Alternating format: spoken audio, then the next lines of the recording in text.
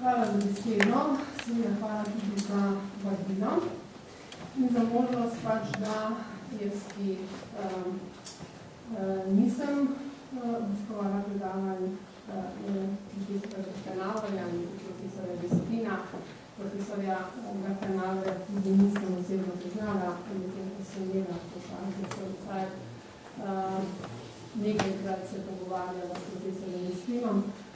Pač prikažem tako, kot sem lahko brala njuna dela, predvsem njune teoretske spise in ugotavljala, v kolikšni meri se da prepoznavati vpliv francoske šole Annales v pisanju, v razmišljanju Grafenavrja in Ferda Vestina. Kot boste ugotovili, bo moja obravnava se predvsem ukvarjala z vplivom analov na pisanje, na razmišljanje, refleksijo Boga Grafenavrja.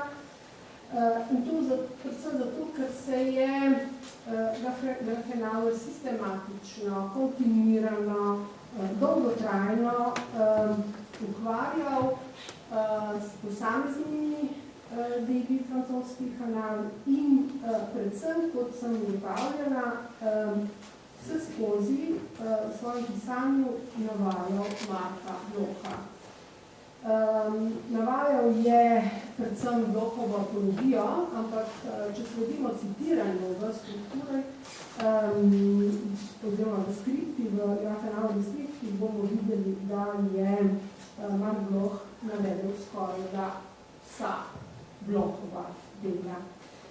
V primeru Frana Vestrina, ki se je leta 1961 izpolnjeval na EHS-u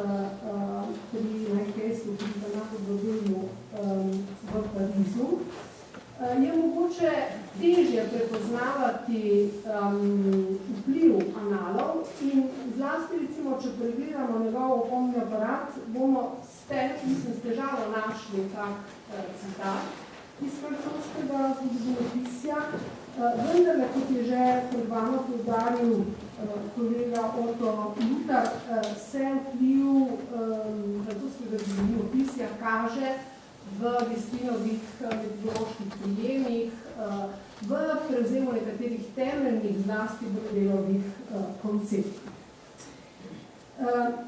Ta svoj pregled bom začela pri prvi številki zgodovinskega časopisa, ki je izšla leta 1947 in v kateri je bil nakazan okvir delovanja slovenskega zgodovinopisja v novem povojnem času in v katerem je bila tudi spričana zavezanost dialektičnemu in historičnemu materializmu. Vendar, če natančno preberemo uvod, ki ga je predpisalo uredništvo in ob njem postavimo ob bok Grafenavrovo razpravo z naslovom Problemi in naloge slovenskega zgodovinopisja v našem času, ki je šla v isti številki, odkrijemo nekaj poudarkov, ki so nadaljevanje odpirali Grafenavrovi in ne samo njemu možnost iskanja zgledov pri francoskem, predvsem analskem zgodovinopisju. Omenila bi predvsem njegovo tezo o preseganju individualnega, nepovezanega dela v redniškem, torej nepovezanega dela, oziroma lahko bi v tej tezi videli Grafenavrovo mantro o tistem delu, kateri se bo vračal in se bo vrnil že nazadnje tudi na okrogli mizi v Tolminu leta 1987, ko bo izjavil, osvoboditi se moramo naziranja, citiram, ki vidi v individualnem, medsebojno nepovezanem iskanju edino pravilno obliko znanstvenega dela. Današnje naloge slovenskega zgodovinarja so take, da nujno kličejo po organizaciji, načrtu in diskusiji, pri čemer je treba seveda upoštevati individualno zanimanje in sposobnosti, ki morajo biti tudi mnenja o mnogih vprašanjih različnih. Eno od poglavitnih nalog, ki jo je leta 1947 opredelil Grafenavr, je bila potreba, da se slovensko zgodovinopisje odmakne od, citiram, nemškega zgodovinopisja, njegove metode, ki daleč preveč precenjuje vlogo države in političnega življenja v celotnem zgodovinskem razvoju in da je bilo sprič od tega tudi delo našega zgodovinopisja v veliki meri odsev tujega, samo prenesenega koncepta, ne da bi vsem zraslo iz domače problematike, ne da bi bilo v resnici v vsakem pogledu naša lastna domača veda. Konec citata.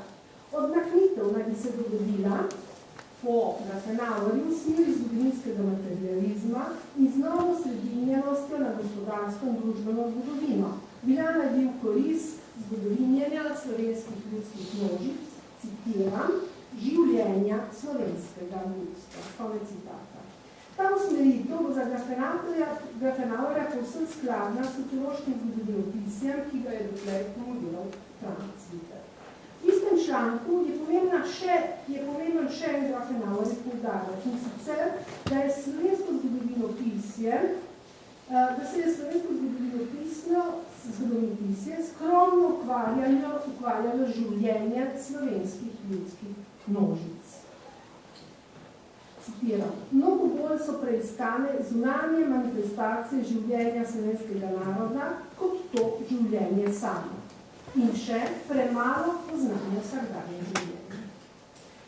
V nadaljevanju bomo ugotovili, da se je prav tej svoje refleksije o primatu, ki naj bi ga imelo raziskovanje življenja v zgodovini, Grafenauer približal Marku Blochu, enemu od obeh očetov francoskih kanalov. Celo tako zelo, da bi lahko bolj kot kontaminacija na francosko šolo analiz in slovenskim zgodovinarjem Grafenauerjem investiral bi lahko v tem svojem referatu govorila o zgodovinopisnem druženju med Blochom in Grafenauerjem. Bloch in Grafenauer se za razliko od Bistrina in Fernanda Budela nista nikoli spoznala, saj Mark Bloch, kot je znano, umrl leta 1944 po aretaciji marca istega leta, ko ga je Gestapo kot pripadnika francoskega odporništva 3 mesece muči in smrtil 16. junija z 29 francoskimi partizani. In vendar, kljub temu nepoznavanju, osebnemu nepoznavanju, lahko v Grafenauerjih tekstih dobimo številne citate in navajanja oziroma, kot sem rekla, so kontaminacije in sorodnosti. Če se povrnem članku, ki ga je Grafenauer objavil v prvi številki zgodovinskega časopisa leta 1947, ne gre prezreti njem, da je Marxovo Engelsovo pojmovanje zgodovinskega dogajanja proglasil za prelomno in torej tudi za referenčno.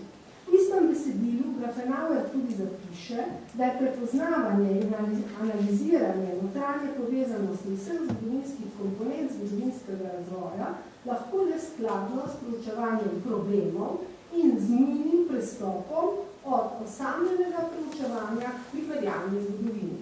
Prav to Grafenauerjevo prepričanje bo nadaljevanje osnova, na kateri bo temeljeval kompatibilnost med analogskimi pristopi in marksističnimi koncepcijami oziroma zgodovinjenja. Za Grafenauerja je, citiram, objektivno le tisto zgodovinopisje, ki se ne zadovolji z ugotovitvijo gospodujočih težav. Tisto zgodovinopisje, ki ne išče karakteristike človeka kot takega, marveč ki razkroji v svoji analizi človeško družino in njene razredne sestavine. Ko se Grafenauer sklicuje na nujnost razgraditve družbe na razrede, poleg Marxa in Lenina navaja tudi Blochovo delo Le caractère original de l'histoire de l'Atlas. Torej tudi njegove temelje, prvotne temelje zgodovine francoske Ugotavljanje notranje povezanosti vseh strani preteklosti, notranje zgodovinske zakonitosti, posameznih zgodovinskih obdobij, je za Grafenauerja povsem skladno s čedalje bolj referenčno analogsko historiografijo, tudi zaradi vse večje dosežene globinske ravni. Citat je povzet iz strukture in tehnike zgodovinske vede, skripte, ki jo je Grafenauer sestavil zaradi vladavateljskih in pedagoških potreb v okviru svojega poučevanja uvoda v študij zgodovine. Danes to skripto lahko uporabimo za podrobno in celovito dokumentiranje Grafenauerjeve zgodovinopisne topografije, njegove recepcije slovenskega in tujega zgodovinopisja, nenazadnje tudi za preverjanje povzemanj posameznih francoskih zgodovinarjev, predvsem predvojne in povojne generacije analicov. Gre za ključni tekst, na katerega je Grafenauer naslovil tudi svoje pisanje Uvoda v svetovno zgodovino leta 1981. Če pač primerjamo formulacije, argumentacije, ki jih najdemo v Uvodu v svetovno zgodovino, vidimo, da se naslanjajo pač na pisanje oziroma na tisto refleksijo, ki jo je Grafenauer opravil že in vključil v strukture tehnike zgodovinopisne vede. V teh njegovih metodoloških in epistemoloških razpravljenih argumentacij zagotovo še enkrat ozvanja v večji meri Blochova apologija kot pa teoretične opredelitve Morazeja in Maruja. Na Maruja se je Grafenauer zlasti skliceval vsakič, torej bom rekla pogosto, ko je razpravljal o gospodarski zgodovini oziroma na Morazeja, medtem ko je delo Maruja upošteval zlasti pri nekaterih predstavitvah starejšega zgodovinopisja. Prav zaradi tega izvorne vloge struktur in tehnike zgodovinske vede velja analizirati, katera so tista jedra, ki jih lahko najdemo v tem delu, jedra, ki so sorodna z Markom Blochom in ostalimi analisi. Vpliv analov je nedvomno viden v Grafenauerjevi antropomorfni koncepciji zgodovine, v prepričanju, da meje predmeta zgodovinske strofe zamejuje človek oziroma zamejujejo ljudje, odnosi med njimi. Grafenauer sicer ne navaja Blochovih sočnih metafor o zgodovinarju do žrtvu, njegovem ukvarjanju človeškim mesom in krvjo, metafore, ki so danes še kako preljubljene med Blochovimi sledilci.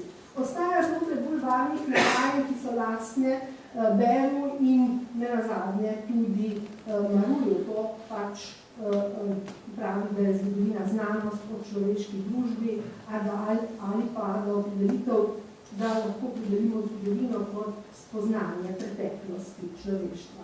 Vendar v samem nadaljevanju pojasnjuje pravzaprav z Blochovimi koncepti oziroma besedami. Zgodovinarja seveda, citiram, ne zanimajo ljudje sami na sebi, kakor prirodoslovca ali zdravnika, marveč le konkretni ljudje v določenem krajevnem in časovnem okviru. Grafenauer sledi tudi Blochovemu argumentiranju, ko zapiše, da pričevanja niso nič brez zgodovinarjeve razlage. Citiram, viri namreč ne govorijo sami, marveč le takrat, kadar jim zgodovinar zna postaviti vprašanje. In še, poleg tega zgodovinskega vprašanja ni mogoče reševati le s pomočjo ene same vrste virov. Graferjev odmik od pozitivizma je nedvoumen, ko pravi, nobeno zgodovinsko delo ne kaže zgodovinskega dogajanja neposredno, marveč vselej le zrcalno sliko skozi medij zgodovinarja. In pri tem odmiku je francosko sociološko zgodovinopisje še enkrat za Grafenauerja referenčno.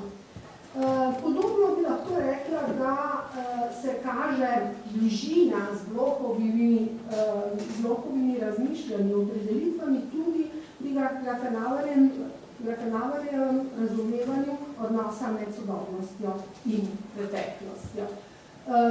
Grafenauer v strukturi in tehniki zgodovinske znanosti zapiše: Končno pa je treba počrtati, da povezanost preteklosti, sedanjosti za zgodovinarja ni enostranska.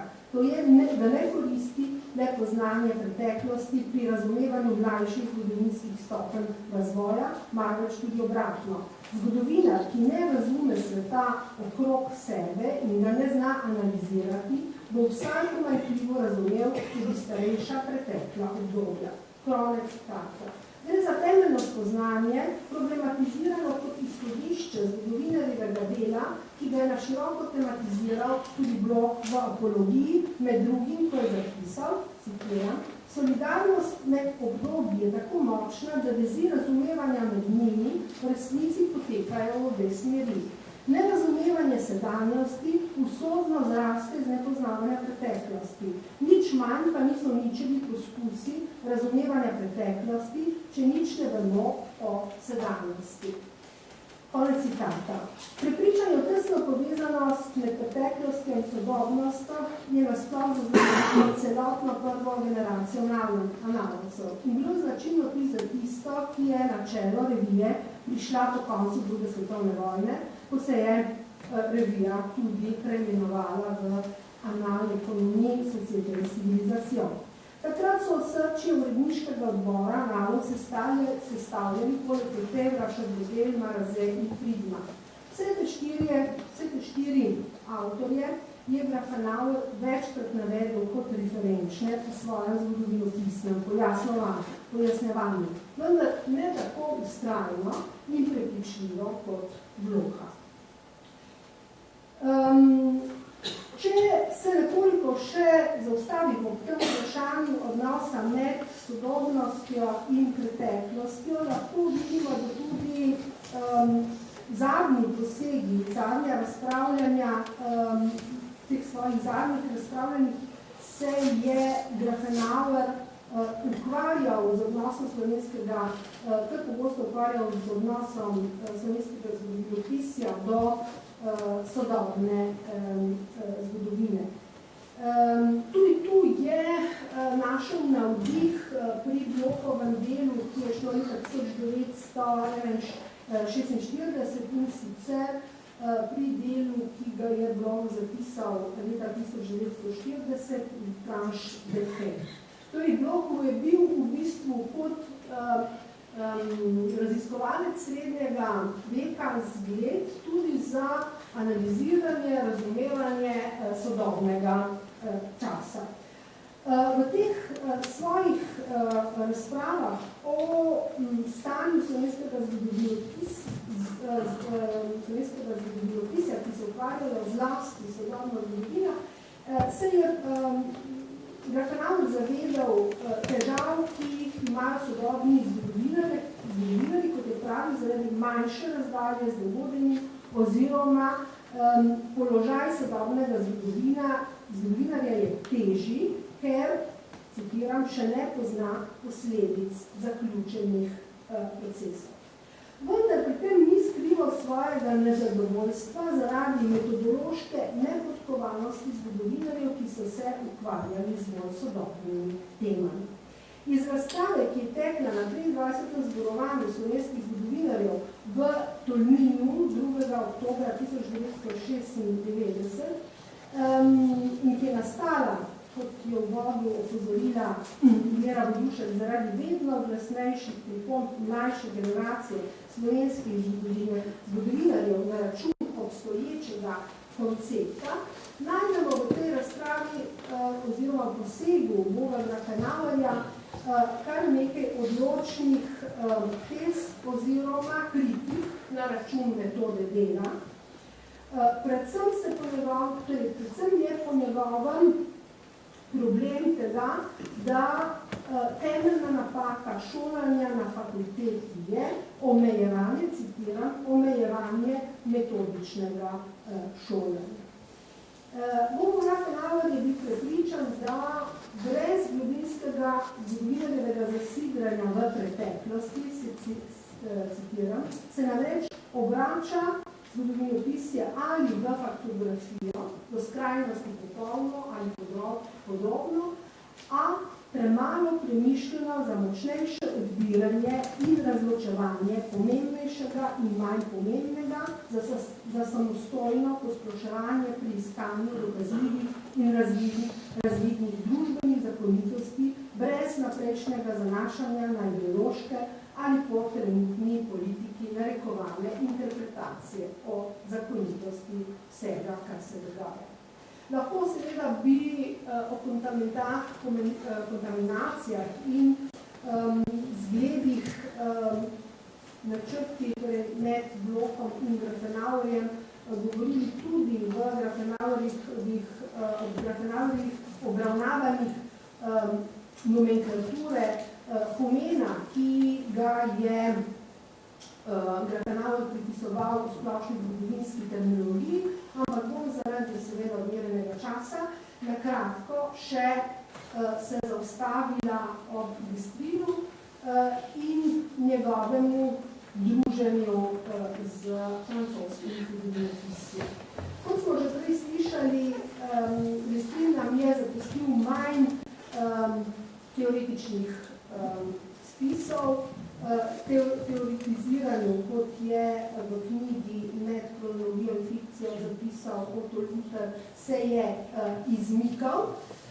In vendarle nam je zapustil nekaj drobnih, zanimivih vidov, zlasti med razpravo, ki je tekla v Tolminu, v kateri je tudi Bistril posegel in povedal po mojem dve zanimivi zadevi. In sicer, da se lahko vsakdo umesti v nove smeri raziskovanja na podlagi zgledov in lastne iznajdljivosti, vendar, citiram, ni treba vsega najprej teoretično, metodološko razmišljati in analizirati, da je mnogokrat bolj pametno, bolj praktično začeti delati in razumeti, kar nakaže v bistvu sem pač tudi svojo držo.